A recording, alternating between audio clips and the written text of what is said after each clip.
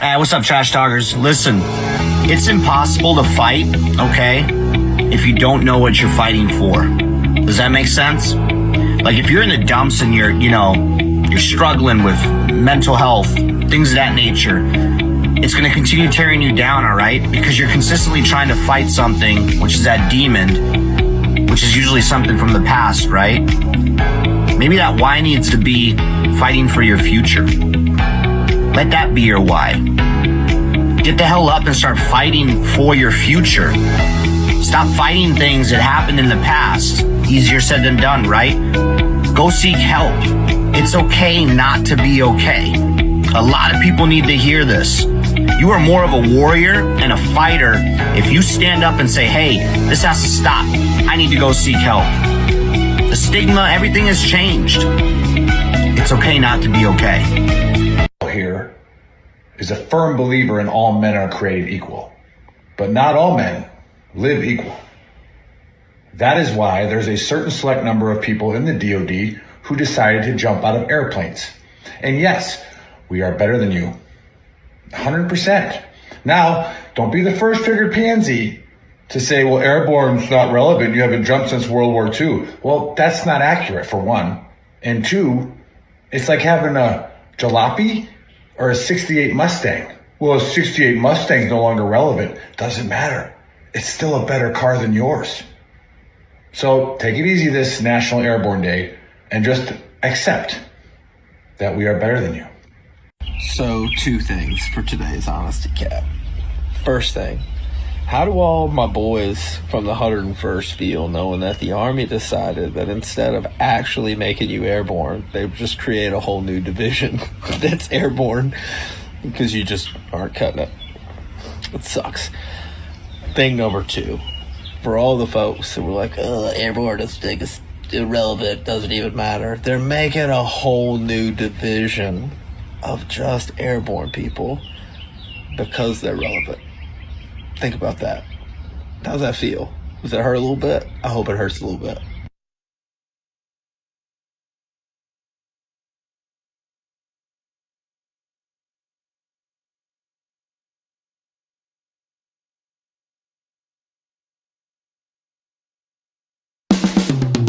This is the Veteran Trash Talk Hour, hosted by Nick, Dave, and Buddy.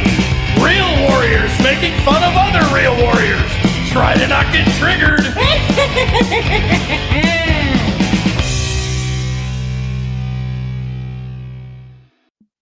What's up, trash talkers? What is up, Gruntworks Nation? Welcome to season 2, episode 14 of the Trash Talk Hour. Special guest today is Air Force and Marine Corps veteran Dr. Friedman. And as usual, I'm here with Buddy and the Big Earl. Happy Saturday. What's up, y'all? Just writing my notes for the AAR. Not a huge deal. Don't start early. Yeah. So I poured myself a little something here. So yeah. How's everybody doing today? What's going on? Buddy, you were in the emergency room this morning. You're good now? Yeah. What No, were you I'm in the fine. emergency room for? You got it. I have an ear infection in both ears actually. So now I have a reason to not be able to hear anything that my wife says. Like, she's like, oh, why you're not doing what I said? And I'm like, I can't fucking hear you. It's not my fault. Yeah. Boom. I bet it's Got a doctor's when she note. yells at you with a British accent. Like you try to take it seriously when she's mad at you, but it's in a British accent, so you can't. You know what? It's funny. Like at first, everything that she said seemed like it was correct, just because she's got a British accent. I was like, oh, okay, that makes sense. But now I know they don't know any more than we do. They just say stuff in a better way. Like, Yeah. it's the sky is green outside. Is it? That must be. And you go outside, and you're like, that shit's blue as hell. What are you talking about? Let's throw a tomato at you. That British English is definitely a little bit more formal, huh? Yeah, Oh, sure. way more formal. Yeah. I'm definitely getting over today. My oldest, she's a sophomore on the cross country team that just qualified for state in California. So they took fourth, and the top 7 go, and so that's pretty awesome. And now she's playing in a varsity basketball game. And she might have 2 of those today. So I'm going to sit here and drink bourbon while they're out there working. So it is what it is. So, Big Earl, I'm just going to jump on in. First of all, thanks for having me. But I want to also say a shout out to my kids as well. Both my son and my daughter. My son is a junior. My daughter's a 7th grade. They both won. They're both part of the state championship teams for both the men and the women. So maybe I'll just be hitting you up, Big Earl. All right. Maybe we can have a cold beverage together. Okay. Oh, if we're sure, doing that, very I would nice. like to Yeah, give a right now, shout out sure. to my 2 kids, Peyton and Eli. They both won Super Bowls in their lifetimes, and that's awesome. So, Are you talking about fantasy football or something? no, they're my kids, guys. They just call me buddy. My name is really this guy applied for the defensive coordinator, and he said he's like, based on my fantasy football record, I think I'd be a huge asset to your organization. He's like, but side note, I prefer weekends off. So he didn't get the job. That's what it is. Oh, look at this guy. We got hey, Steve Gibson. We're gonna put this up there on the screen. Dude, you're old as fuck. Ranger class 0386. DOL that was back when Desert Phase was still a thing. Yeah, DOL only. That's when Buddy joined the Army. Yeah, Buddy. That's when Buddy joined the Army. Yeah, 86. I think that's when he made 86. Buddy made 86 in 86. I made E6 actually in 86. I was and that's why he wasn't E6 when we got to the unit. Yeah, I was not. I was absolutely yes, not. You were a staff sergeant. You 100% were. And when I made staff sergeant, you were still staff sergeant.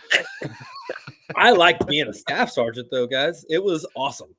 You just got like really badass later on in your career. That's what you did. And you did all the cool stuff. I peaked late. That's what I did.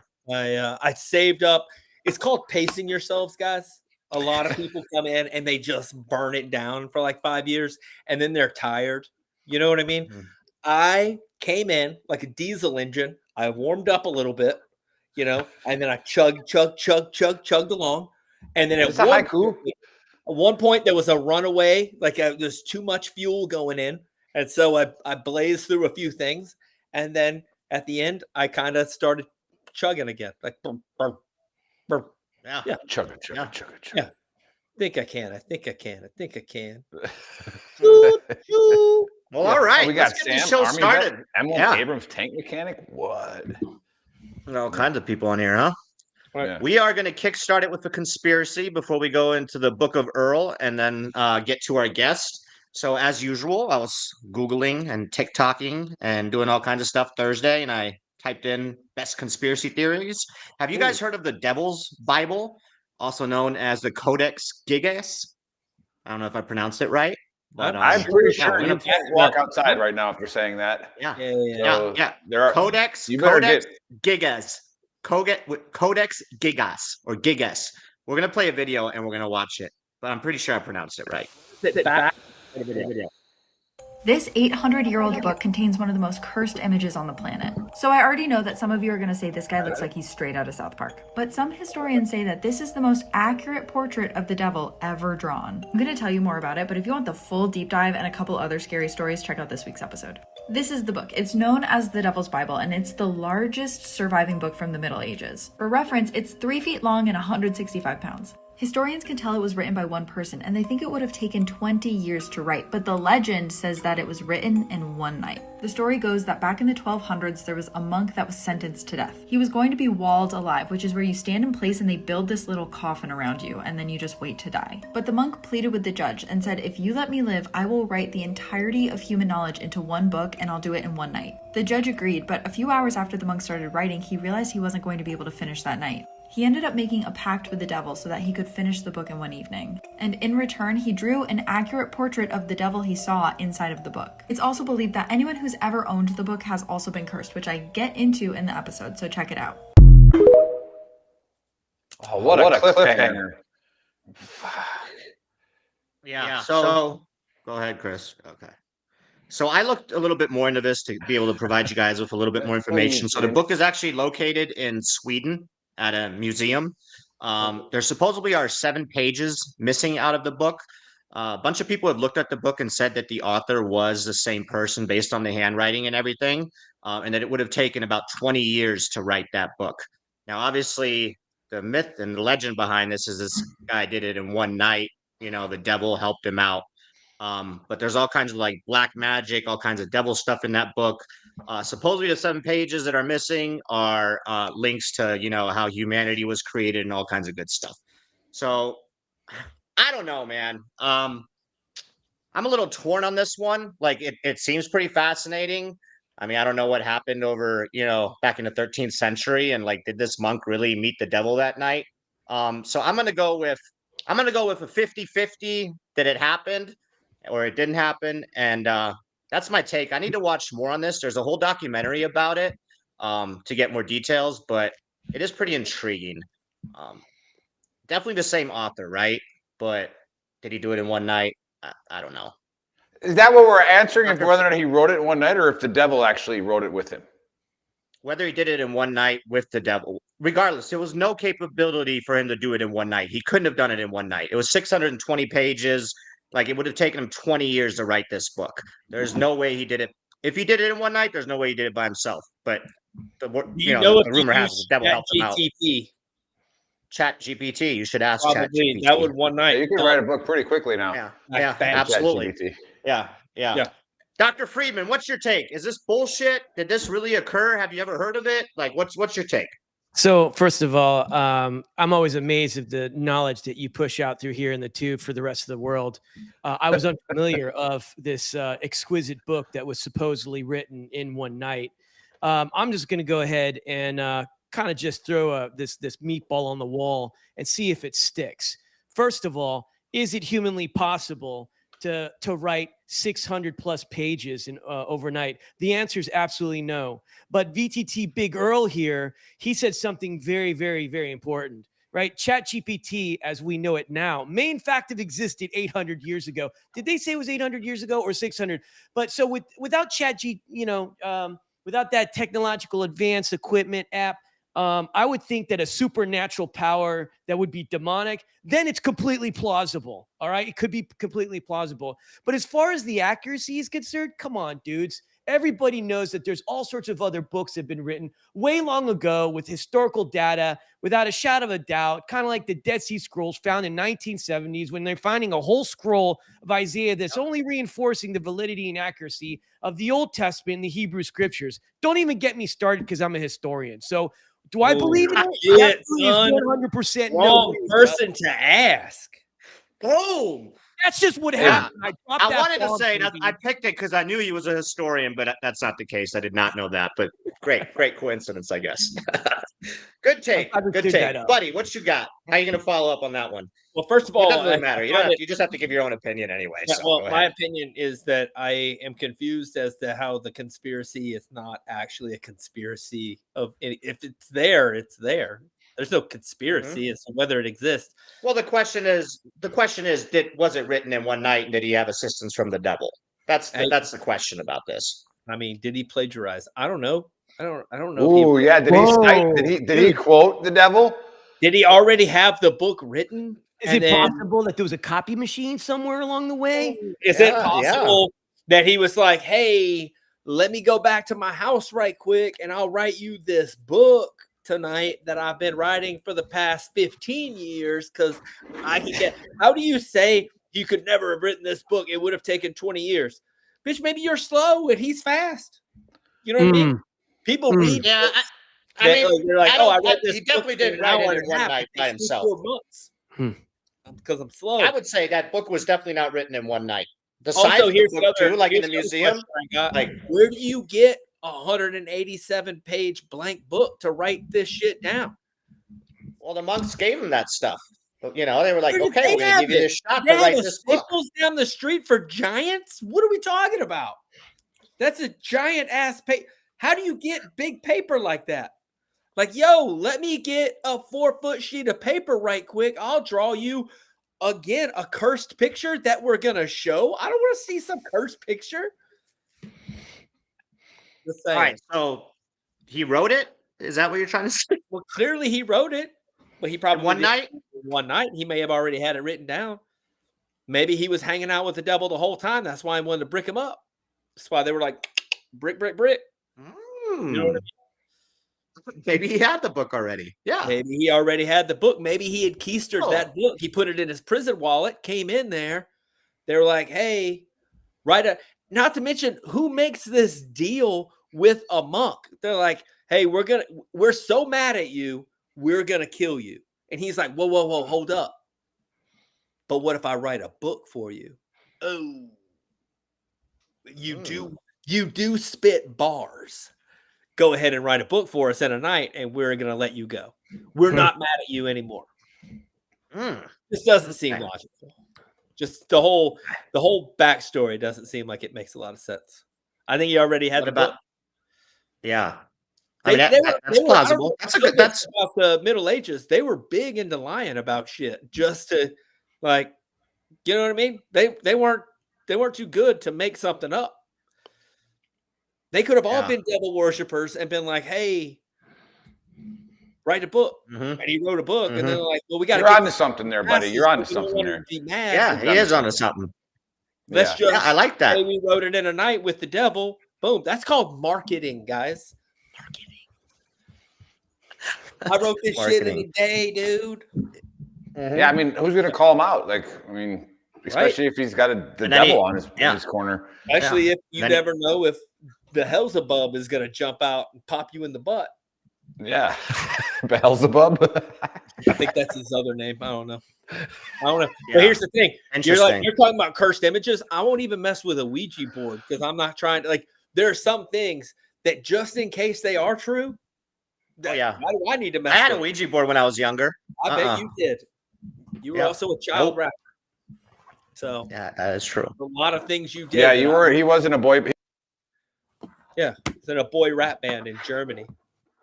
Yeah, but anyway, he was one of the first boy bands. Well, good take, buddy. So it was already written. I like that. I like that take. That's a good one. That's a good one. Yeah, there might be something to that.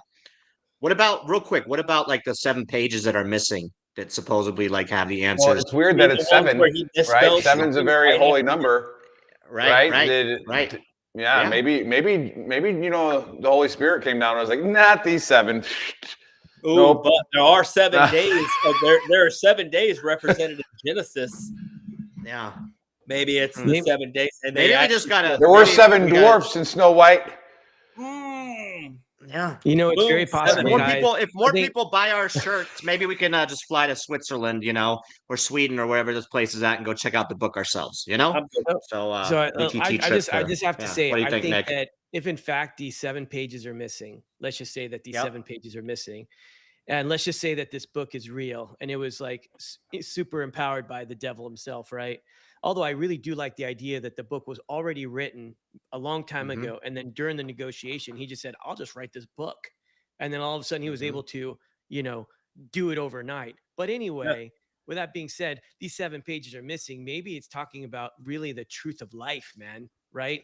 Or maybe like some essential, critical and vital variable that literally radically changes and transforms the world. So I think maybe God and Lucifer didn't hate each other and it was like a bet. You know, maybe it was just like this whole good versus evil doesn't even exist. It just was like, I mean, that could be the 7 pages where the devil's like, actually, I just lost a bet to the guy up there and I got to go down here, man. We still talk, you know? So like, could be all kinds of weird shit in there. Yeah. I'm gonna watch the full documentary on it because it seems pretty interesting. I want to get more details on it. But Nick, what's your take on all of this? What you got? Yeah, you know, usually we don't have doctors on the show, and but even with a doctor on the show, they save my opinion for the last because it's usually the best one, probably the most accurate one that we should all pay attention to. Even nobody has a hearing problem right now. No, you guys kind of touched on it, and you guys were getting to what happened, right? So this book was 100% written prior. And if you think about the time frame, there weren't too many people that could read, right? There weren't too many people that could write. They weren't. So this guy had a little ace up his sleeve, right? He had that there, and he could tell this king who probably couldn't read either, right? That was just born, with some watery tart threw his sword at him, and he's a king or whatever. And he's like, I was like, I have a book that'll blow your. I will write this book for you. Right. And so he does that. But now he can't just get away with it. Right. It's too simple. So he's got to put the fear of God. Right. That this was the devil that gave me the power. If you touch me or touch this book, you're in big trouble. right? Like that's a curse. So it's 100% real. He didn't write it in a day, but he definitely had it up his sleeve. And Not even Kelly was built in a day, guys. Everybody knows that. You can't write a book in a day. Not even a hamster on the wheel. Now you're going to introduce a hamster. Ramirez, old Ram, Yeah. he's an Air Force guy. He worked on the stealth bombers. Everything's got to have some kind of movie. Yeah, and then I want to put this guy back up on the screen. Dr. Friedman, you know this guy? We're talking about Dan. Oh yeah, Dan, Special Operations JTAC, really good dude, LinkedIn influencer, incredible marketing. Yeah, I've been trying to get this dude on the show for like 2 years, and he's always too good for us. So I'm glad you bridged the gap. Like, oh, Danny, I got you now. I got you now, buddy. I mean, for maybe for a gold coin, I can arrange it. You know what I mean, Big Earl? Oh. What about I have a page from an old book. 3 feet. Big Earl. I understand that you got 7 pages that's been missing of a very important book located, across the sea. And that's the other thing too. These monks, they lived in caves, Like, what would be funny is if shrooms. I mean, were they eating shrooms? They were natural guys. They were organic dudes, Like, it could have been all shroomed up. They were doing a lot of that stuff. I mean, Nostradamus was eating shrooms like crazy. If you found the pages and it said this page left blank intentionally. That would be good. That would be good. Yeah. But this actually, I can correlate this to my Book of Earl, which is, not that hard to do. And again, we've had like 600 shows. So I keep saying that. I say that I repeat the same stuff a lot, but a couple of things have been triggering me lately. Oh. Right. And for those of you that don't know what the Book of Earl is, it's my own triggerness. All right. If you type in @TriggeredPansy, all right, my page comes up. All right. So you find me. Okay. So I write these things down, and then I share them with the world so that they're like, hey, this stupid shit happens, and you just got to deal with it. So what's been triggering me lately, and it's funny that Dr. Friedman, his resiliency clinics on the show, is I was like the second class in 2008 of the Train the Trainer MRT, right? Master Resiliency Training from University of Pennsylvania. And no big deal, Ivy League certification, just saying, not a big deal. But they literally brought it into the Army, and they ended it with hug sessions in 2008, right? And this whole hunt the good stuff, that's for like elementary school kids. Now, I get it that a lot of people in our profession are elementary level people, it's it might work, but here's where it comes. Don't be the book leader. All right, don't be the CEO or the leader that reads a leadership book, has this fucking epiphany about what leadership is now, and then make everybody else read it and start doing everything that's in that book. Right? That triggers the fuck out of me. Triggers. Because we talk about being people skills. We talk about, understanding people. And it's like, why do I want to read this leadership book? Why do I have to read it? You liked it. You're the CEO. You probably agree with it. You're probably already doing it. You own a company. Right? So why are we making everybody else do it? So I'm just going to put that out there to the universe. It triggers me every time somebody reads the book and then says, you have to read this and you have to act like this. Maybe you do. Maybe Buddy does. So again, reading is a good thing. Most intelligent people read. All right, you gain knowledge, right? You gain other people's perspectives, but it doesn't mean it's going to work for everyone. All right, it doesn't mean it's going to work for everybody in your organization. All right, so that's pretty simple Book of Earl. All right, don't be that guy. Don't be that book leader where you read this and you have this epiphany and now everybody else has to do it. And it all started with fucking Jocko. All right, that's what really got me. It all started with Jocko. And I've called Jocko out before, and he actually responded to me, and he's like, no, extreme ownership. Like, well, sir, if your plan sucked, I'm not owning it when I leave the room. All right? It's your stupid shit. I'm going to go tell the guys we're going to go do it, but it's still dumb as fuck. Got it? All right? So that's what we're doing. All right? That's what got me. All right? Sorry, buddy. That sounds like a very specific incident that just happened recently. It did, but it triggered me. What was the incident, though? I can't talk about it. He's not going to share that shit. I'm not going to get fired. He'll tell us later. I'm not going to get fired from the one job that I have.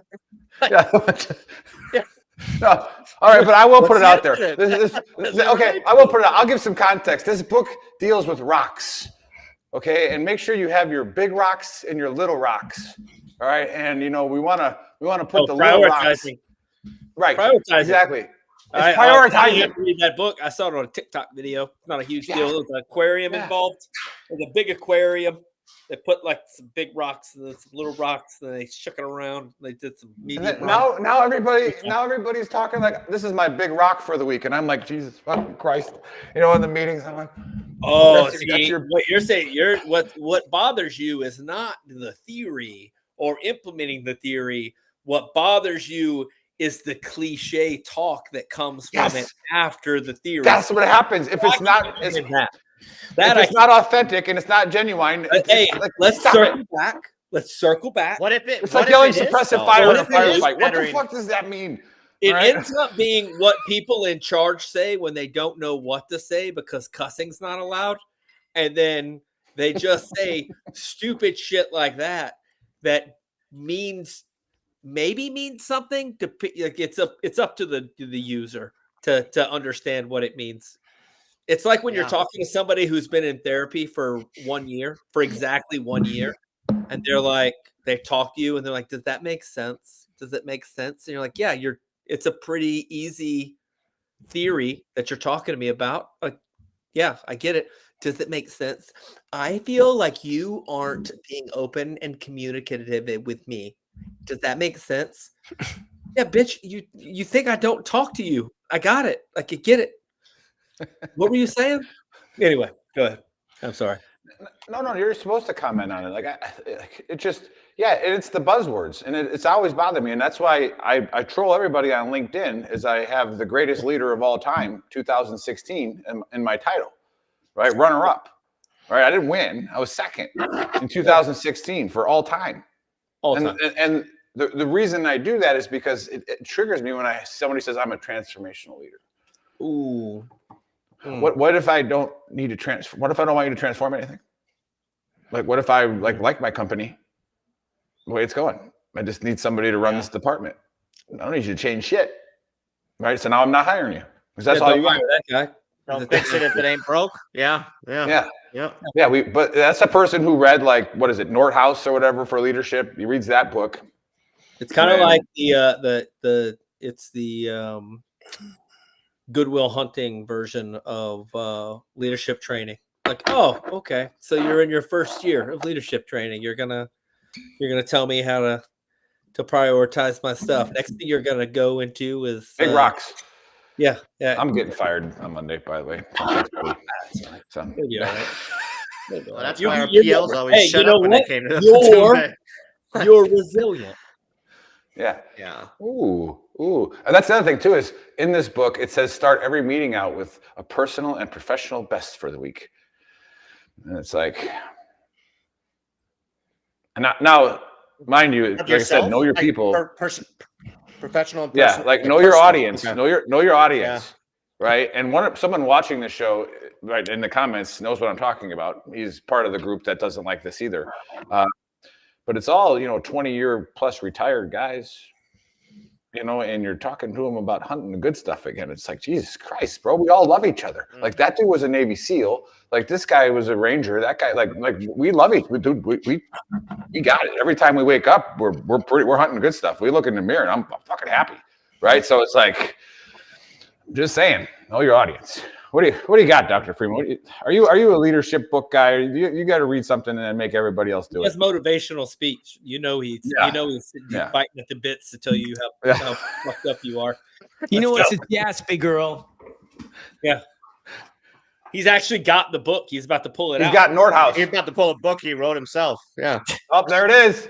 There it is.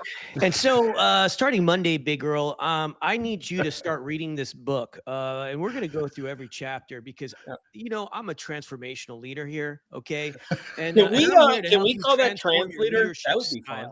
Okay. We're going to go through all this. And by the time you get done, you're going to be the best leader that you've ever seen in your life. Okay. Just read Igniting Movements by Damon Friedman and you're going to be good to go. I'm buying it. I'm buying it. No, you know what though, Big Girl, I'm gonna be very honest with you. I hated it when my leaders would force me to read a book just because they love it. So I completely understand in that. Right. Number two is I think that when it comes to books, it needs to be very relative to the community that you're trying to communicate with. Right. So there are people that love to read books. I think when I was an officer and I was in charge of the next generational leaders, the lieutenants and the captains that crossed over in special operations or majors, you know, there are some really good books out there to read. I'm not a big guy where I'm like, I need you to read this whole book and then let's sit down and talk about it. I kind of like Lincoln on Leadership. That was great, you know, or Ulysses S. Grant. I think it's Cigars, Whiskey, and Winning or something like that. But they're all like kind of like devotionals. And I think each one has a golden nugget. And I think the most important part is when you read something, you take something away that's very relative to you as our leader.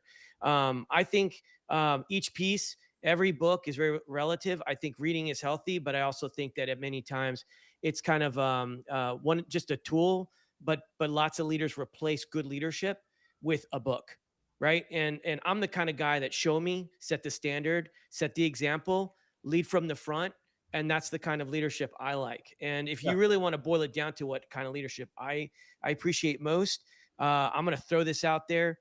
There's this like mission statement out there in the military, and I got blasted. I wrote an article about this. You know, it's always like mission first. People always, you ever heard that? It's really a nice way of saying, you listen, It's buzzword. You know, the mission's going to be, this is why you're here. Without the mission, you know, you don't have a job. There is no Army. There's no Navy. There's no Air Force. There's no Marine Corps. Hoorah. No Coasties and no Space Force. Come on, give it up with the Space Force. Oh, yeah. Okay. No. All right. No. Give it up. Okay. And then, they're not real. And then all of a sudden it's like, you know, the reality is that when servant leadership is my style.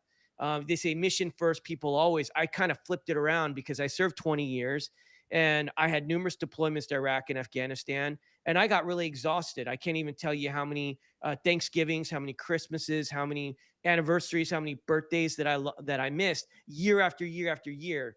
2003, 2008, 2009, 2012. All these combat deployments, I'm missing some very valuable times, valuable places. And when are we going to actually start taking care of people? So one day I kind of threw a big wrench in the whole system. I pissed off a couple of leaders. And I said, what about if we said people first?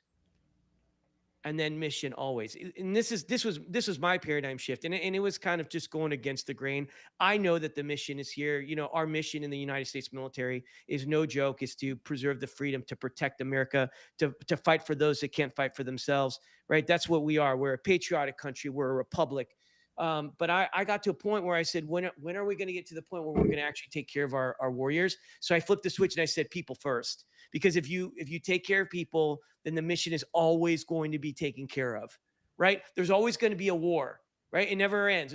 There's a war. There's wars all over the world, all over the places that people don't even talk about. So I kind of flipped the switch and I said, you know what? We need to start taking care of people first.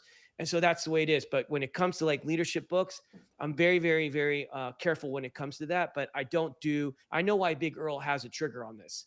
Okay. Because I have the same trigger too. There was a commander that I had and he made me read a book every month. You think you had it bad, Big Earl? Try having a leader that I was enlisted. They didn't make me read shit. I had to find the doctrine to read it. Get out of here. Yeah. I mean, like one book every month, man. And I was like, dude, this is crazy. Man. So I started Googling, right. And figuring out what other people were saying about the books. And also if you're going to make anybody read it, you better make it count. You know, you better make it count. But anyway, I do understand. You guys have officers' book clubs? That sounds fun, though. They do. They have generals like reading lists. Like when a new general comes in, it's like, this is my reading list. Look, and then like when you're on one of your stupid runs, they'll ask you a question about it. You know? Yeah. Like, Hey, what about Marine? What about the commandant's reading list? What about that? What'd you think? You know what I'm saying? All these generals have reading lists. I'm just. You know what's always super funny to me? It was Curious George. The number one on Commandant's reading list is Curious George. All right, the man in the yellow hat. read all of these books about great leaders, and then when you go, well, what books did those guys read? Shouldn't I be reading those books and not the book about them? Like, because they learned it from somewhere and it wasn't from this book. So why am I reading this one? Well, I mean, again, everybody wants to do the also- Sun Tzu stuff too. It's like, in that book, that motherfucker says, put your force in a position where they have to win and they'll fight to the death. No shit. Right? That's common sense, homie. Like, the other thing is that saying, mission first, people always. I hate that saying. I don't care which way you put it. It's the stupidest thing. We're gonna break a whole leadership style and a leadership philosophy down into 2 lines. And if you remember these 2 lines, you're fucking retarded, because anybody can interpret that and mission first, people always. Oh, well, we got a machine gun nest we got to go get. So that's the mission. Should I? So Billy's got a wife and 2 kids. Should I put him first or the mission? I don't know. I'm just gonna sit here and get shot at. Fucking retarded. I hate it. Hate it. Whoever thought of that should be punched in the balls, just like the guy that thought up ghost emails. No, and then I'll argue with Dr. Friedman. Lazy to write an email. You see how this triggers people? Do you see what happens? Yeah. Right? Like I said, this is from my own triggerness, right? It just brings the worst out of you, right? Hey, like Big girl, since you're talking about being triggered, I want to share something that triggers me. Can I share something? And this is in line. I mean, you're the guest. You're the guest. Why don't we do something crazy, like introduce the guest and let him talk about what triggers him? Buddy, that's your job in the script. Feel free. You went on your tangent. You could have used that tangent time to do what it said you were going to do on the script, buddy. I don't think that's my job. No, I think I got it's your job, Nick. It's your job. Is it mine? Yeah, I wrote it hammered shitface yesterday. That's 100% you, dude. Yeah, that's why I tried to segue for you earlier when I was like, but you're resilient. Oh, I thought Buddy was doing. You're doing the I AAR. was watching that too, because I'm familiar with the script and nobody was following it. And he went down a completely different rabbit hole here. Now we're talking about triggered and all that. That's what we do. And what leaders do. It's a dumpster fire for a reason. Read books on Mondays. Yeah. You know what triggers me? What triggers Welcome me to the is dumpster fire. like leadership by email. That's what frustrates me. People who are constantly leading through emails that they don't even have the intestinal fortitude, the courage to actually have a one-on-one conversation. They're just giving commands and reprimand through emails. Absolutely no. Yeah, and you know what that causes, Doc? That causes people to sit at their desk and wait on an email to be told to them what to do and how to react. And then all of the people that need to be led are just sitting around Waiting on the word. Doing nothing, waiting on the word. Yeah. No leadership is happening when leadership by email is a thing. E-leadership is not a real deal. E-leadership. I remember when sergeant majors and commanders, mostly sergeant majors, used to walk around the battalion and just like check on people, ask questions, see what was going on. They knew people's names. You don't even see platoon sergeants anymore in the regular army. They're too busy waiting on an email to tell them that they've got some 351- training that they got to do. Yeah. Or 350-1 training. Yeah. Well, let me introduce the guest, buddy, because he won't shut up, and I've been trying to introduce him for like 20 minutes, and then that being said, kids, don't drink and write scripts, because then you forget who you put to do anything.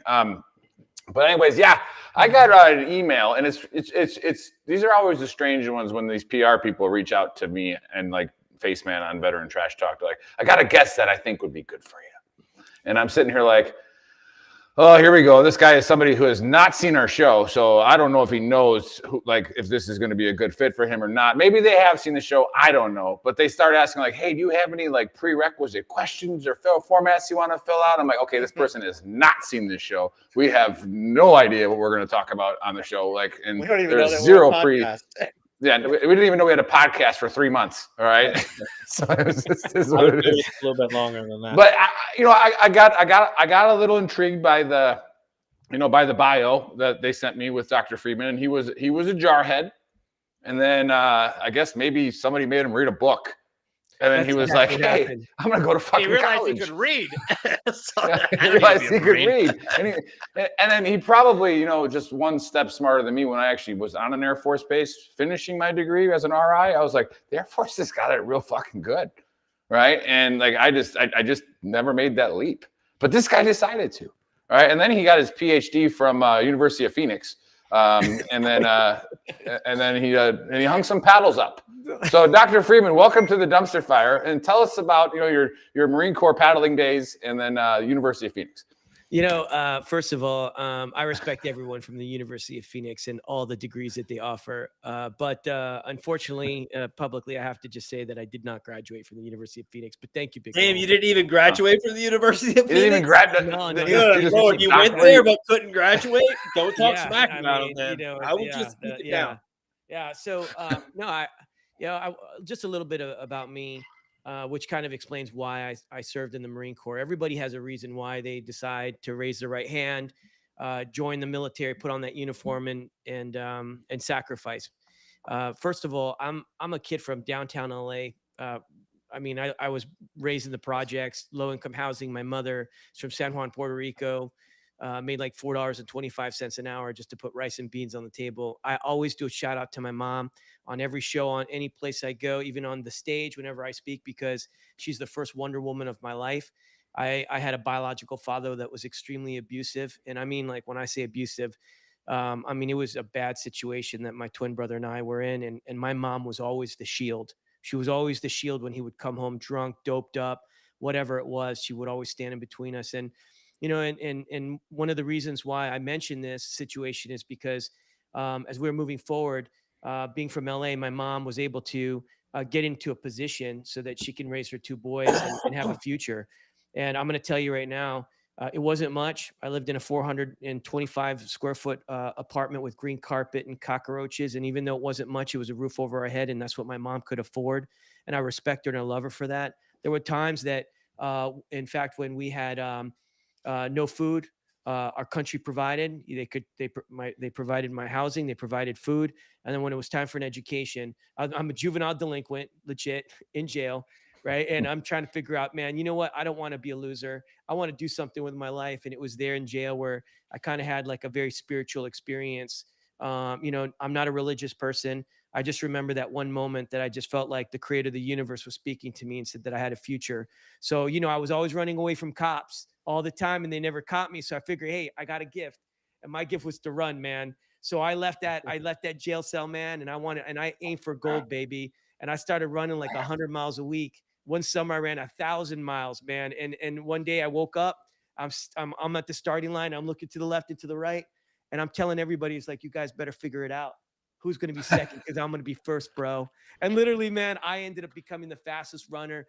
And we moved from California to Florida. I was undefeated in the mile, the 800. And then all of a sudden one day I got the phone call and my mom's crying, man. And she's like, Francisco, yeah, my first name is Francis. Okay. Try being raised with a name Lighten like up, Francis in LA. Yeah, that's right. That's right. That's why you were so like, fast. she's like, yeah. So she's like, Francisco, you got all these universities calling. Now I got to tell you something. You have to understand how important this is. Nobody in my family has ever graduated high school, right? So when I say piss poor, when I say nothing, we didn't have anything. So our country provided an education. And after 5.5 years, because I was on the 5.5-year plan, all right? Okay, because 5.5 years is better in college than 4 years. All you people out there that graduated early for 3.5, you got screwed, man. Okay. And that was your own fault. Okay. I was 5.5 years. Don't be angry at me because I had 5.5 years of college fun. Anyway, with that being said, once I graduated, my mom came to me and she said, what are you going to do now? And because my country was so good to our family, I decided to join the Marine Corps. And I'm going to tell you right now, the Marine Corps was the best decision I could have possibly ever make. I was 5'6" before I joined the Corps, and they broke me down. They busted me down. They built me back up, man. I got another inch, man. I'm 5'7" now. So I have to thank the Marine Corps for giving me another inch. All you soldiers, Air Force, whatever. That was just your boots. Yeah, no, bro. No, it wasn't. Not a huge deal, but in the Army, Don't they try to issue take you something 2 inches. away from me, big girl. Okay, that's important to me. All right, an inch is important. You must be one of those tall guys, right? Looking at all the I'm tall. Yeah. Oh yeah. beneath you. Yeah. Yeah. Blessed. Yeah, that's right. Yes. Yeah, that's right. That's right. Boom. Easy, killer, easy. Hashtag stilts.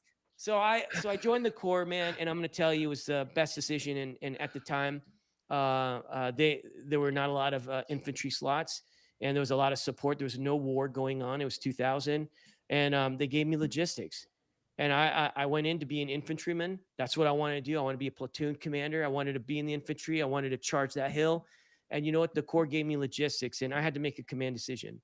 Even though I wasn't happy about it, nothing wrong with logistics. I have mad respect for logisticians. Well, you can make fun of them. You know what I You're mean? allowed. Well, You I'm don't just have to telling do you, man, any I of know what it's you're like. doing right now. You don't have to do. I'm just telling you, just man. have to say, but I was without there. supply, I was bullets don't there. fly. I was Or the whatever guy it you guys is made they fun say of, to make you man. feel I better was the about guy being that poked. you made fun of, and I cried in the corner because of guys like you in the fetal position, man. Hey, not a huge deal. The vice president of the United States is a pogue, guys. He's a pogue and in charge of the E4 mafia for real. Dude. Well, Right. We have the new admin of Army What the Fuck moments. I understand support, man. All right. And sometimes, we get the, the back end of the stick. And so all of a sudden 2001 hits, right? 9/11. And then boom, there was a war. And what happened was I went through the invasion 2003. I was part of INSAF 1, Task Force Tarawa. And then we went through all the way up south of Baghdad, and then I came back down. And that changed my life. And so all of a sudden I came back and I heard 2nd Force Recon was opening up all MOSs. I was like, Force Recon, this was my in. So I went, I assessed, and I got selected. I was the #1 guy. And then I came in and I went through the recon indoctrination and became the Pathfinder team leader. We were just talking about Pathfinder school and a bunch of badge protectors out there. Anyway, did you get 100%. Did you get your 100%. badge? Did you get your badge? Yeah. Yeah, I got my badge. It's right there, man. It's right there. But did you? Here's my badge. Was it? Right Was it Apparently nepotism? It's attainable. It's apparently What year? attainable. I'm just saying, you got to try hard. Can't just. What year show did you up. get it? Yeah. What year did you get a Pathfinder badge? What year? What year? It was 2005. Oh, I wasn't there. That was before Buddy. Buddy was just getting promoted to staff sergeant, or something like that. Yeah, 2005. For the third time. For the third time. I didn't like anybody. I didn't like any of the instructors. I just kept my mouth shut. They kept making fun of me because I was a Marine. Anyway. Of course, yeah. Yeah. Well, we have to. Just like when I was a Ranger instructor, it was like. Oh, you were a Ranger instructor? What year were you a Ranger instructor? I want to know right 2012 through 15. Man, I went through in 2005. 2000. Actually, I think Pathfinder was 2004. I got to go ahead and check my DD214. But then I went through Ranger school, and all the Ranger instructors were like, when I crossed over into the Air Force, which I'll explain in a second what happened. The first school going in after I got if we get there for combat control, special tactics was Ranger school. And you guys are angry people. Big Earl, Ranger instructors are angry human beings, man. For no reason. For no reason at all. Not the Florida RIs. We were candy. Bro, that's not Florida true. RIs. That's not true. I got a major minus in Florida for falling asleep. Well, Big Earl, to be honest, I didn't know that I was asleep. I was when I wrote major minuses for sleeping, I was nice about it. I wrote it out and then I woke them up and I said, "Hey man, sign this for me." And then they sign it and I take it back. And I was legitimately 3 months out of Ranger school before I realized that I was sleeping. Like I would have told you before, like, fuck no, I wasn't. I was looking down. And then it dawned on me 3 months later that RI went 300 meters from where I had looked at him when I looked down at the ants that were biting me to right in front of me instantaneously. And I was like, I wasn't sleeping. I was looking at these ants. And then I look up at him and he's like just standing there. And I was like, you're fast. And then it was 3 months later. I was like, oh, I did pass out. I must have passed out. The stories at Ranger school. The stories at Ranger school. I just remember the first time when we're just sitting there and we're getting whatever. Dave didn't go. Nah, yeah. No, that's the first time I realized that hallucinations could be fun. Yeah. Well, how about this? What about when dudes start? Hopefully, Tyler will go. At least Ranger Tal will come to the Trenton family, right? Yeah. Yeah. Well, anyway, Ranger school was fun only because second phase during mountain phase, I got greens the entire time. I got goes every single time. So I got lucky. And that was just from my Force Recon training. And I remember my Ranger instructors. I still have my fresh BDUs. I crossed over. I had an Air Force name tag, an Eagle Globe and Anchor, ironed on my BDUs, right? but I'm going through an Army school. And I remember Ranger instructor Big Earl coming up to me, right, towering over me, making all these short jokes, unnecessary, by the way, Big Earl. And then completely necessary. He's like, completely necessary. What are you, Ranger student? What are you? Are you Marine? Are you Air Force? Yeah, is it bring your kid to work day? What's wrong? Are you confused? Yeah. Right. I had to deal with that for all those phases. Which I brought their kid today. Yeah, that's right. That's right. Exactly. And then a second phase, I get to go. And what does Big Earl do to give me, like, you know, to make me feel better? He made me the calm guy so I can lead some like deranged lieutenant that doesn't even know how to wear a Kevlar helmet. And I was forced to kind of show him where to go. And then we fall down the mountain rolling, and the big radio just smashes the back of my head. And I woke up in the hospital, and I was like, they're like, dude, you could just leave now. I'm like, no way. I've gone through all this crap from Big Earl. I'm going to stick around. But you know what? They washed my clothes because I smelled like, you know what, right? Oh yeah. Mountains will fuck you up. I stitched. Yeah. And you know what they also did? They got me barbecue that night and some Snickers. I felt really bad, but I did it anyway. So I got one on you, Big Earl. I would have never felt bad. No, we did a memorial for one of our battle buddies that completed suicide a couple weeks ago, but he was a Ranger instructor when I went through, and he's like, "Hey, Ranger," he's like, "You got a Snickers bar in your canteen pouch." I'm like, "No, fuck, I don't." And then I turned around and saw him, you know, and because he was a E6 when I was like E4 in the same battalion, and he's like, "You have a Snickers bar, Ranger. You better get rid of that." And he put one in when I was not sleeping, he put one in my fucking canteen pouch, and so freaking smashed it. So I cheated in Ranger school too. I'm not true blue. Yeah. Anybody that tells you that somebody offered them some type of food in Ranger school, and they were like, "Oh, my honor will not allow me. My integrity, Mr. Ranger instructor, is beyond reproach." No, sir. Fuck that. Dude, I almost ate one of those cave grasshoppers. We're going up in mountains. I was going up a hill. I put my hand on this log, and the bark came off, and there was this greasy looking grasshopper. I grabbed it and was just about to throw it in my mouth. And I was like, what am I doing? It's not that bad yet. And I threw it back down and kept it moving. It was horrible. Well, you know what, in Ranger school, that phrase, if you ain't cheating, you ain't trying. You ain't trying. No. Right? When you got to where you could graze somewhere, the greatest. The greatest. Anyway. Oh man. Are you gonna actually introduce I already introduced the guest. He's supposed to talk about how he went to the Air Force. Now it's time to talk about your actual stuff. So, and then I literally said, if we ever get to it. Yeah.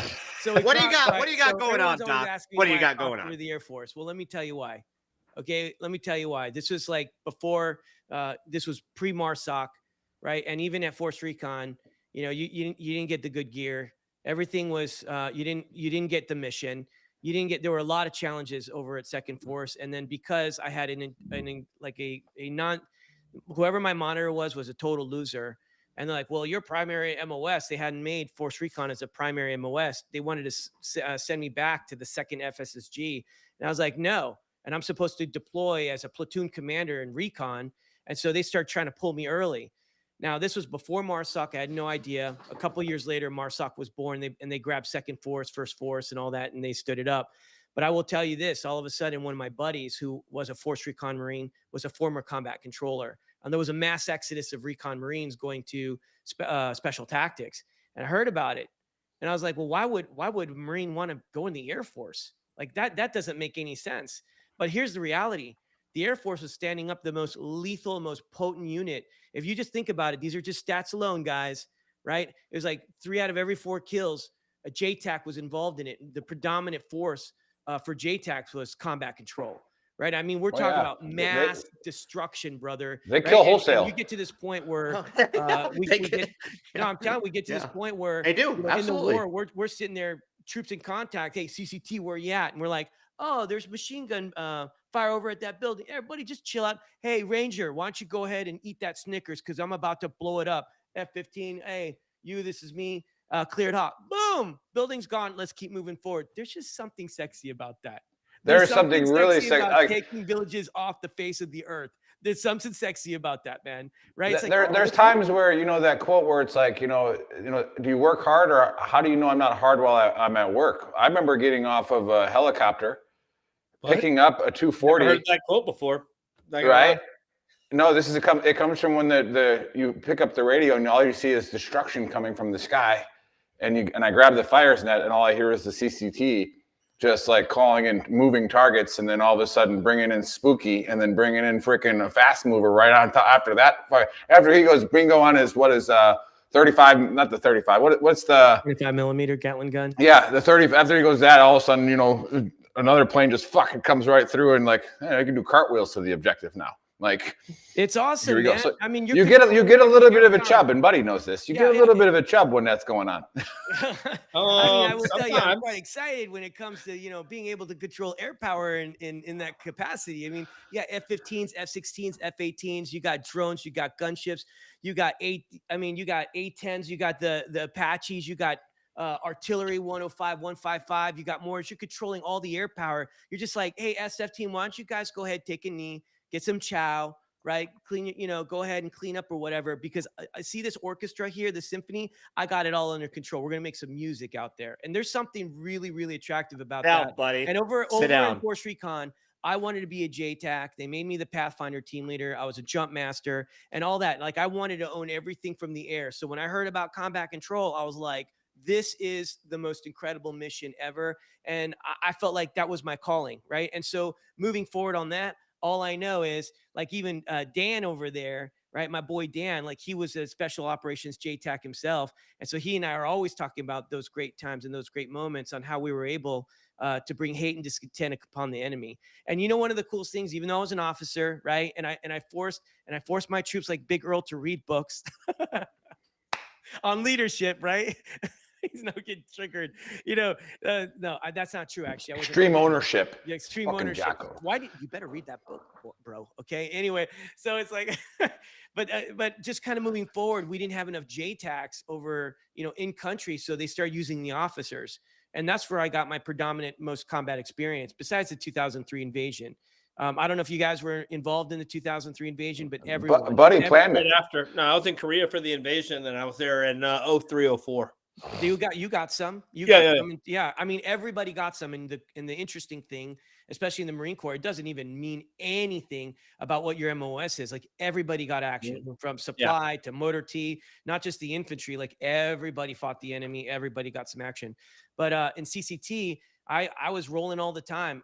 I was a JTAC to 2 SF teams in the 2008 deployment, 2009. Also, I went out in 2010 with General McChrystal, the commander of U.S. forces, into the Korengal, Death Valley. That's kind of where I got my just some visibility on some of the actions, having 3 combat controllers, 2 SF teams, 200 Taliban, enemy locals, and then coming back. And because of that, that was actually a paradigm shift for me.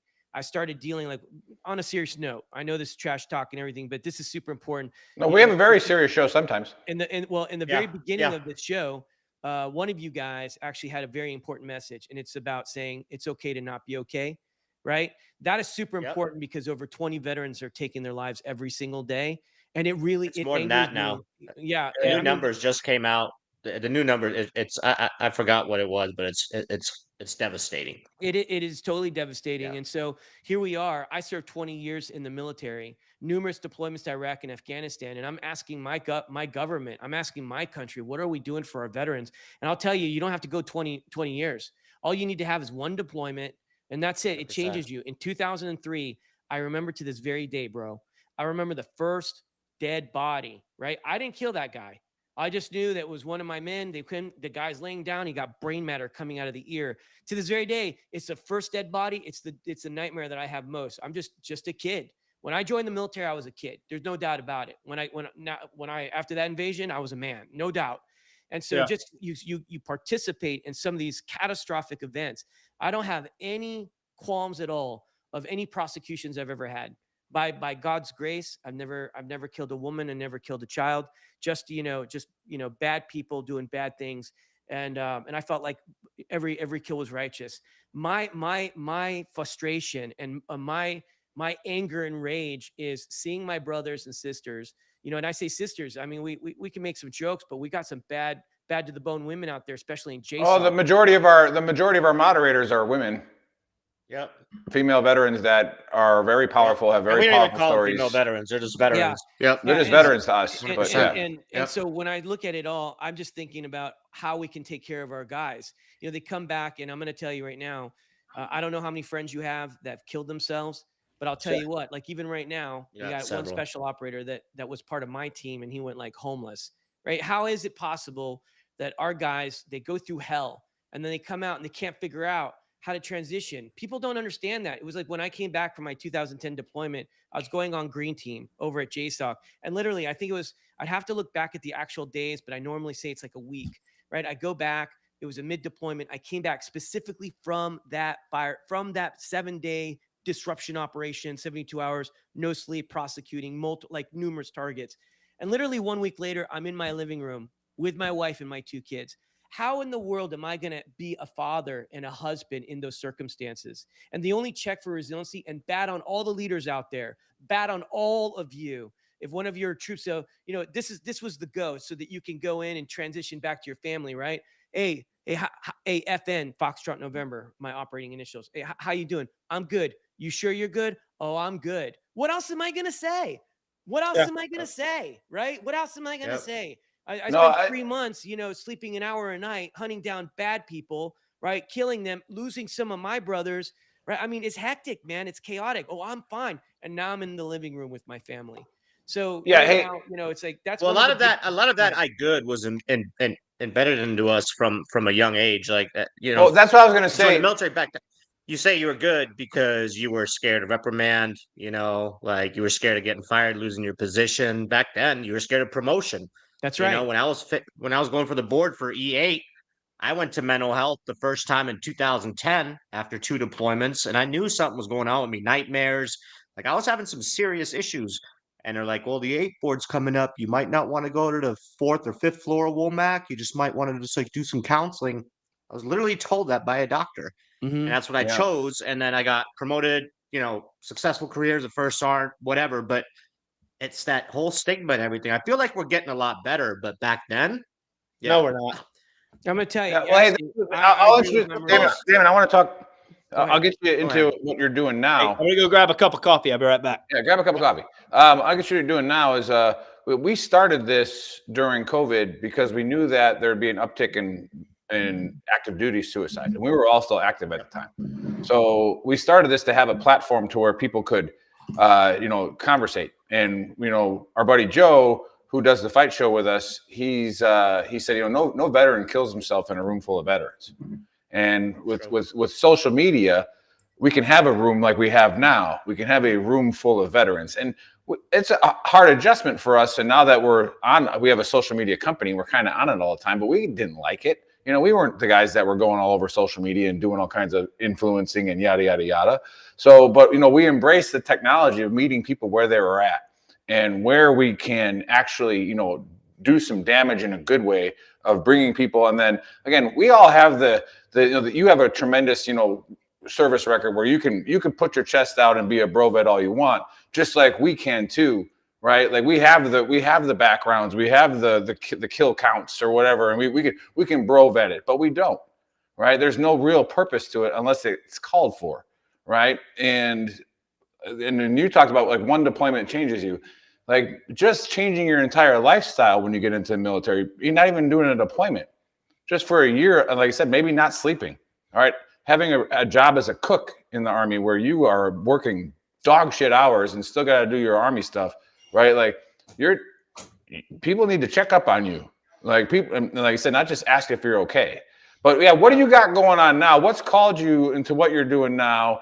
And where can we, like, you know, where can people get to what you're doing and help you out? So the reason why I mentioned the 2010 deployment is because like many of us brethren, right, start struggling with suicidal ideations. So I already experienced multiple mild traumatic brain injuries, which is synonymous with concussions. We're talking about blurred vision, light sensitivity, headaches, all that stuff.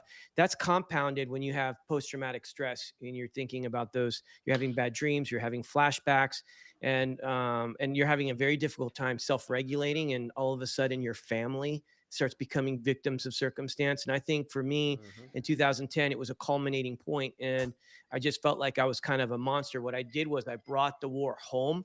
Just so many deployments. It's like, what else do you do? By then it was like the third, like real extensive combat experience, deployment coming in. And I never got help for all the same reasons that you were talking about.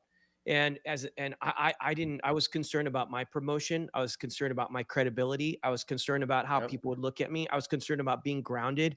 I was concerned that they were going to just put me aside, and they would have.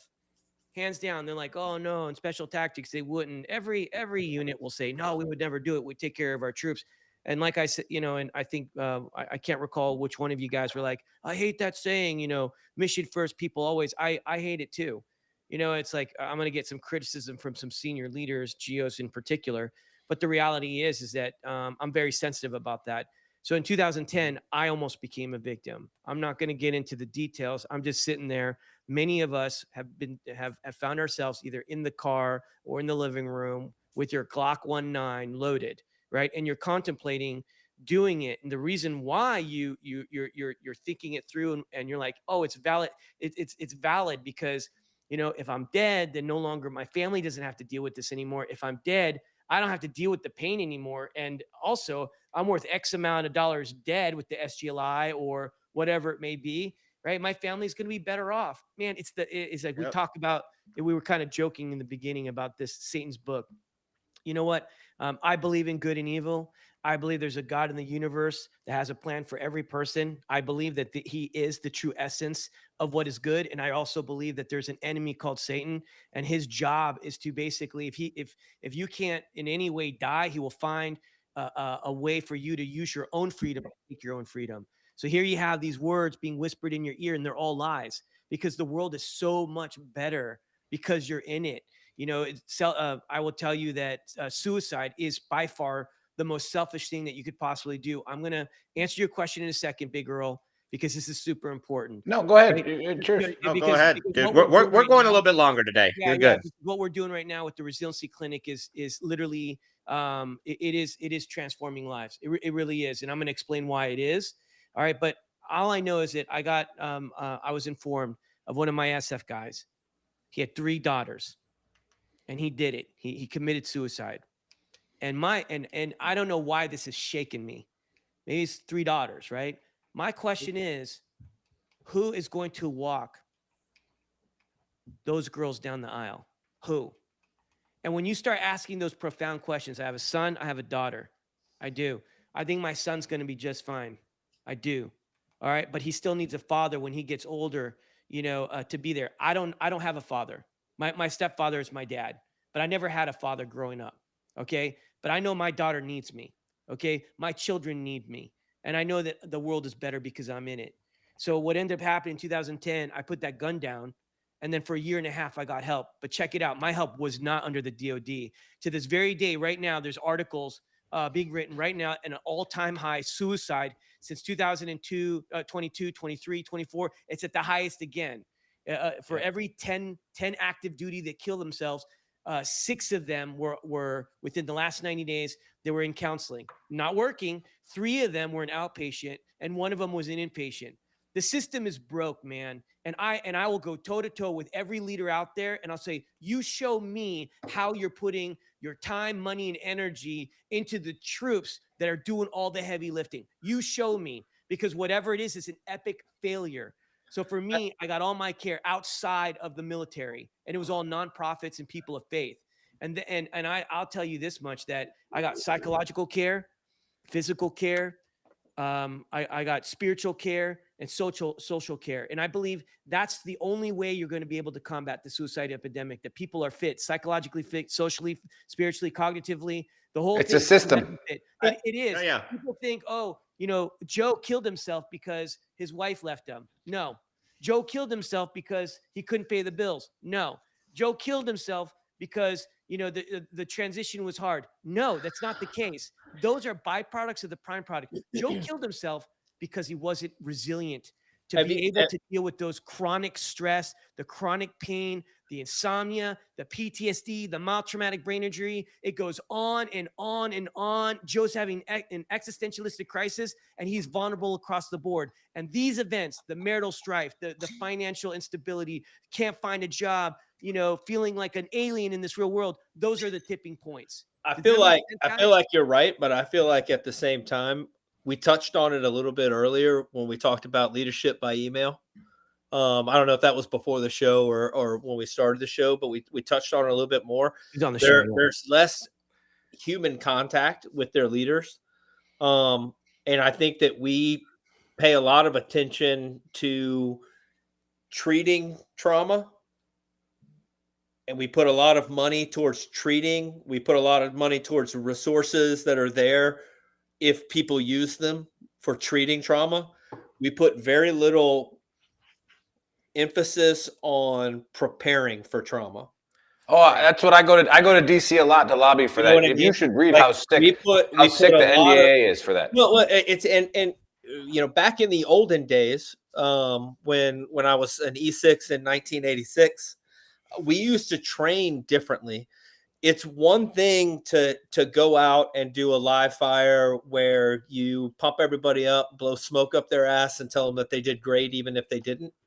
And you act like, just being out there and not shooting one of your friends is good. And then going out and doing a live fire where one of your buddies has a moulage kit with blood pumping out of it so that you see that before you see it, and it's a life-threatening actual injury.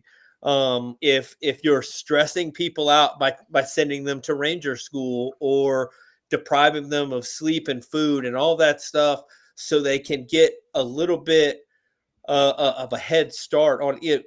Combat is a marathon.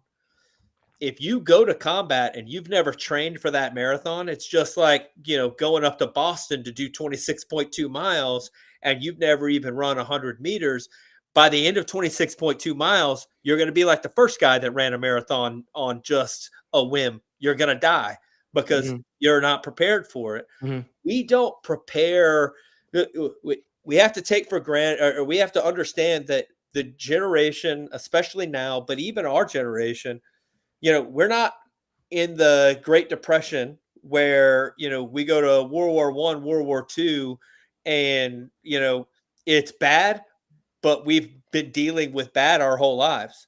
So it's, it's very, from the industrial age and the Depression to fighting a war, and again, the suicide rates of World War II veterans was extremely high as well, and it was like, but right, yeah, nothing on either side. No one even talked about back then. It was like shell shock or whatever, or whatever the other name. Like it wasn't a thing. Like it just wasn't. No, and again, they also had there's a much different. World War II was a much different war than the war on terror. And if you're comparing and contrasting, there's a big difference between a war where other people have airplanes and a war where you're the only people that have airplanes. I'm not saying our war wasn't that big a deal, but our war wasn't that big a deal when you look at the fact that out of 20 years, we made it barely to 10,000 people getting killed.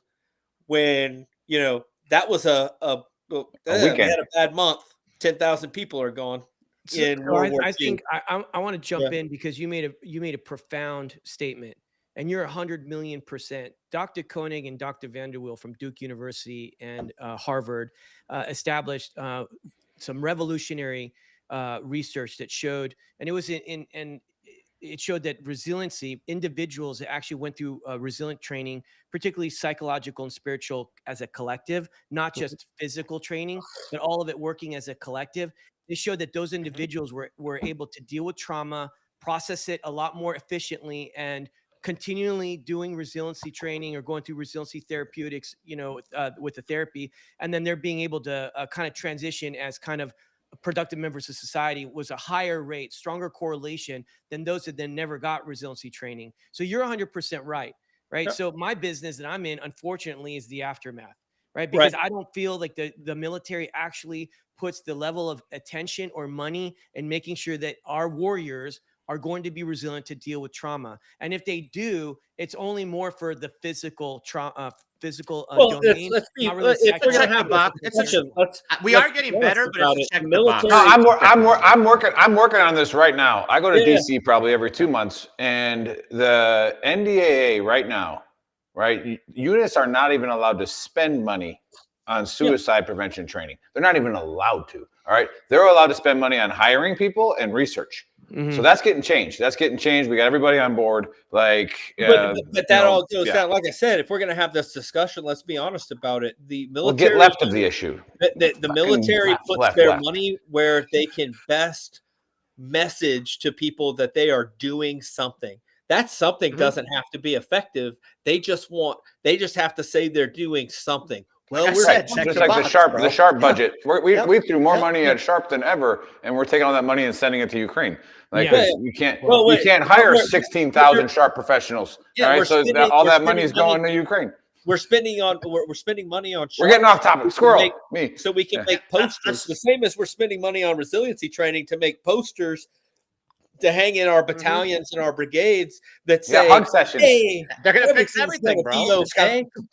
Yeah, So you think that anybody has ever felt like, and most people that we've seen that kill themselves feel like nobody's going to miss them if they're gone. You think when they're walking by battalion at some point and they see some douche, I changed my mind. I feel better about myself because I learned about resiliency training, and they're like, Yep. wait a second, Yep. maybe I should look at resilience. Like nobody's Yeah. using ACE card. everyone, I'll tell you, I'm heavily involved in the political space, specifically just to change policy and to advocate for the 20 million veterans, to the White House, the Department of Defense, and the Veterans Affairs. I'm the chairman of the Veteran Service Alliance, which does that. I received that appointment from President Trump at the time, and I've maintained it through this Biden administration, and now Trump is back on deck. And I'm also a board of director under Governor DeSantis for the Florida Department of Veterans Affairs, their foundation for District 4. And the reason why I share all those for all the people out there, our organization, SOF Missions, people are always asking, well, how is it that we combat the suicide epidemic? How can we actually get ahead of it? How can we end it? And I'm going to tell you how we do it. Instead of constantly treating the symptoms, we actually need to start treating the actual core problem. And that's why our program, what we do, and this is for all the warriors out there that need help. And remember, it is okay to not be okay. What's not okay is for you not to get the help that you need. What we do is we bring warriors in from all 50 states, predominantly in Florida. I don't know where you guys are, but Florida is the greatest state in America. I know if you're from Texas, I'm sorry, okay? But you guys used to own it. AZ. And if you're in California, well, you know what? You're confused. Okay. That's all. California's a flex. All right, I did Nick just moved to California to flex. I moved from the greatest afford this country. house. I moved from the greatest country in the world, which is Texas. I right? knew it was you, big girl. I knew it was you. I knew it was you. You have a state. I'll give Florida the best state. I'll give Florida the best state in the United States. Texas is the best country in the world. Okay. And then, you know what? All right. Then we'll just agree on that. Okay. So Florida, Governor DeSantis has made it the most friendly, most veteran-friendly state. And I'm going to tell you, for us, we fly warriors in, we bring them in, and we have about 20 to 30 healthcare practitioners. Just imagine, get ready for your mind to get blown, that the Department of Defense would actually do this for our warriors. We bring a warrior in, and then basically within a 5-day period, Mayo Clinic model from 7 in the morning to 7 in the evening, right? We've got all sorts of healthcare practitioners from, orthopedics, physical therapists, psychiatrists, social workers, psychologists of all different specialties. We've got acupuncturists, massage therapists, chiropractors. We've got strength conditioning, nutritionists, all that. And what we do, and even for many of them, do integrated medicine. And we take care of everything from A to Z. I had no idea that I was having such horrific, such problems healing because I had lead poisoning, plastic toxicity, mold. I mean, the places that we live overseas, think about all the lead going into your body. I had to flush all that crap out. Right. And then not just level out my serotonin, dopamines, and cortisol levels, and not to mention my testosterone levels that were low. There's ways that you can actually naturally produce testosterone and human growth hormone, all legally. Okay. It takes a little bit of money, but all this, you could do it, and you could take care of a troop. So what we do is we take in a warrior 5 days, and think about it like this. Humans are like houses. We go in, we check each room, the psych room, the social room, the spiritual room, the physical room, the cognitive room, and then we figure out what's wrong. And then we start providing the care that they need. And then we give them a follow-on care plan for 1 complete year. And it's all for free. Wow. The Warriors don't have to pay. Hey, for how do anything. They people travel find their this, own and how do they everything. donate to it, and how do they all that kind of stuff? How do they find it? How do they find it? And how do they donate to it? Yeah, just go to sofmissions.org, sofmissions.org, and you can check it out. See if you need care, man. Just go ahead and apply. Is there a waiting list? There is, and that's one of the things. Where What does that look like for anybody that's watching now, or for anybody that's going to listen later and they're like, "This sounds awesome," because it's like total care, right? So like phenomenal. But anybody that's watching now, or like I said, listens later, what's the waiting list look like if they sign up for it? So, well, maybe if we get a donator, it won't be much of one. Well, that's what I bring to my donors. That's what I bring to Governor DeSantis. That's what I bring to all my senators and representatives that are passionate about veterans. I go, hey, listen, I've got all these clinics. They're maxed out. We need more money. And normally they do. Now we're going through a season, right? We have one more clinic.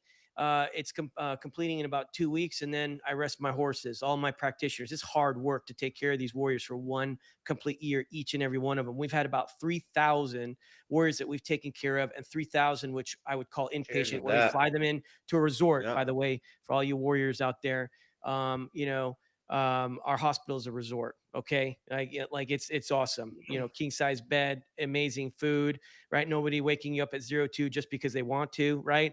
And you're on fire guard. We're really healing a serene environment. But the next one will be in January, and there's a clinic every month. And just think about it.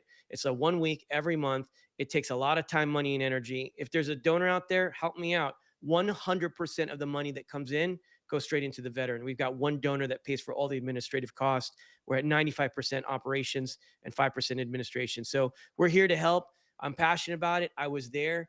I understand the struggle. And if any of you guys ever want to come to check it out, it would be great, because then you could actually be advocates because you went through it.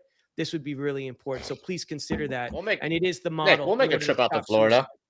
Yeah, of course. And we got Len out there too. She definitely would probably actually really, really like it.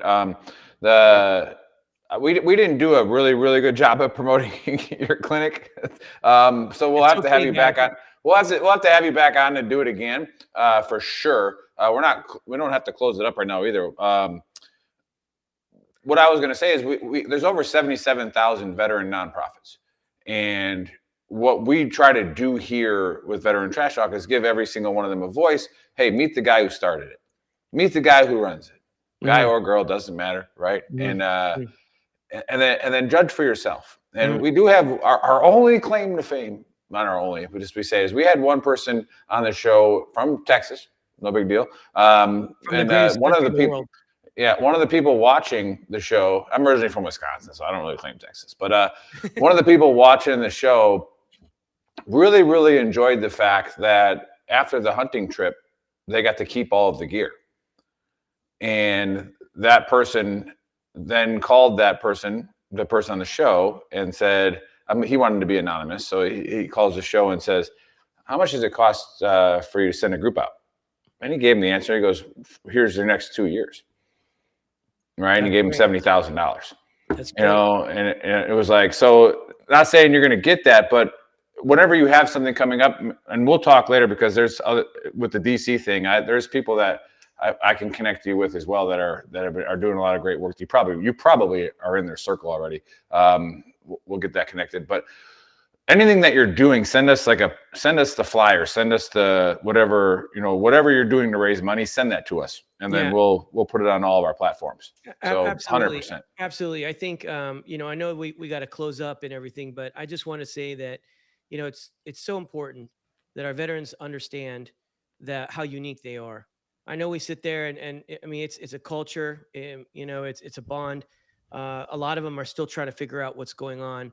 And at the end of the day, there's so much happening in the world, and we need our veterans today more than ever. And, my book, we were kind of joking around about leadership. My book is about being an unstoppable force for good. What does it take in order to gather a team? This is all the pragmatic components of it, so that you can go off and you can, fight homelessness, you can fight sex trafficking.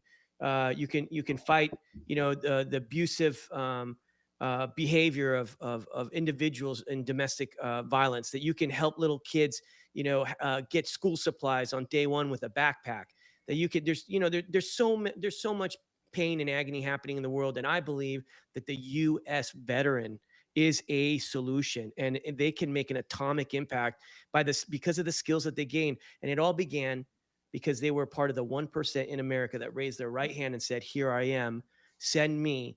And so, you know what? The military was a mission, but that mission is over, and it's time to find a new mission. The world is filled with a lot of pain and agony. There's many that are lost and broken, and they need the American veteran to come out and start saving more lives.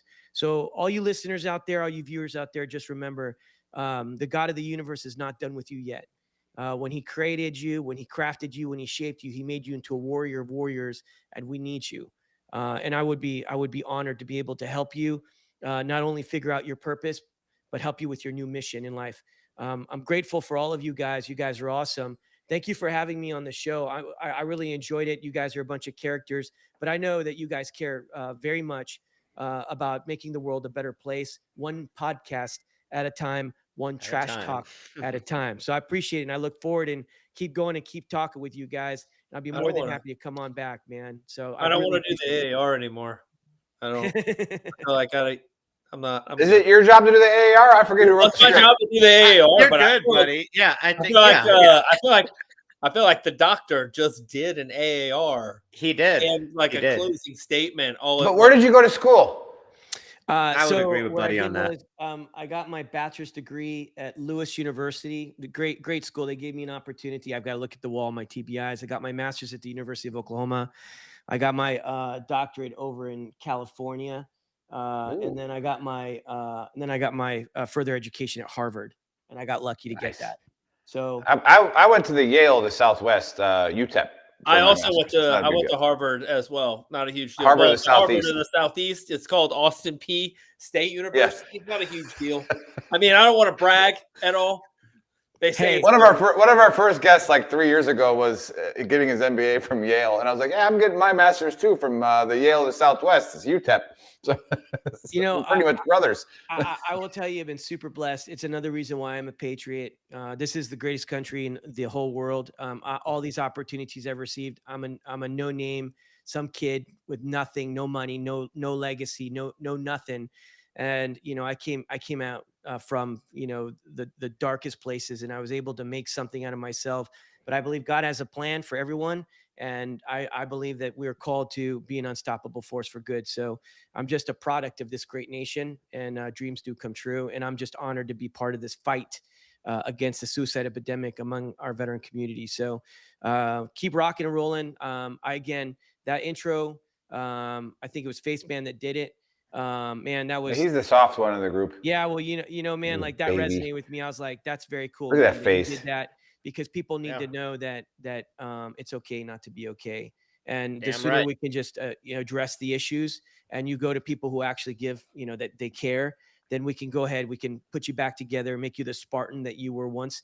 It hasn't died, man. Your soul is still there. The chassis may not be as tight, right? You know what I'm saying? Yeah. But we can change that, man. We can change. Well, Dave gets paid to look good, so he has to stay in shape. Buddy and I, we let it go a little bit. Right on. Yeah. But before Buddy gives the AAR, I do want to do two shout outs to. No, you're going to do one. You have to talk about a couple things. Otherwise, good, buddy. I got you covered. He closes out. I just talked about what the show was. But with the people first, mission first, people always, that thing. We do have phrases for veteran trash talk that you kind of hit on, where it's okay to not be okay, but then again, you have to go get the help. That's right. And so what we say is let the demon out. All right, you have to own your own demon. Yeah, it's yours. Yeah. All right. Put that shirt up. It's not mine. It's not mine. It's yours. But if you bring it out, then we can all help. But you have to bring it out. You have to get the demon out. And that's our main saying on one of our shirts. No big serious plug there, but get the demon out. Right? And then let us crush it together.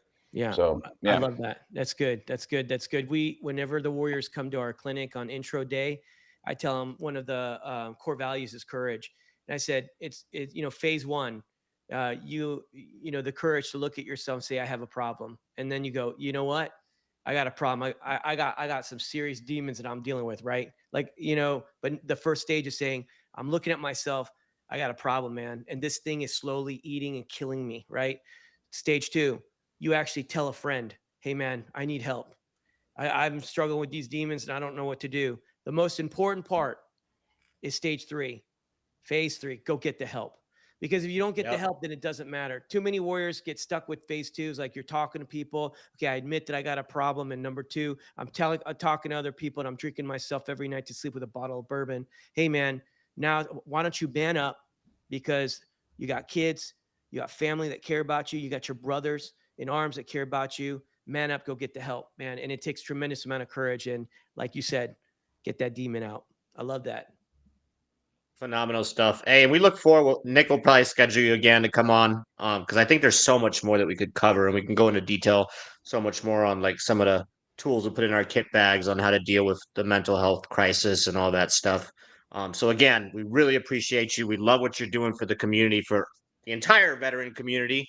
And for anybody that tuned in late, go check out VeteranTrashTalk.com. That is our website, which has links to shop.veterantrashtalk.com, where you can buy some awesome shirts. Today I'm wearing just the tip.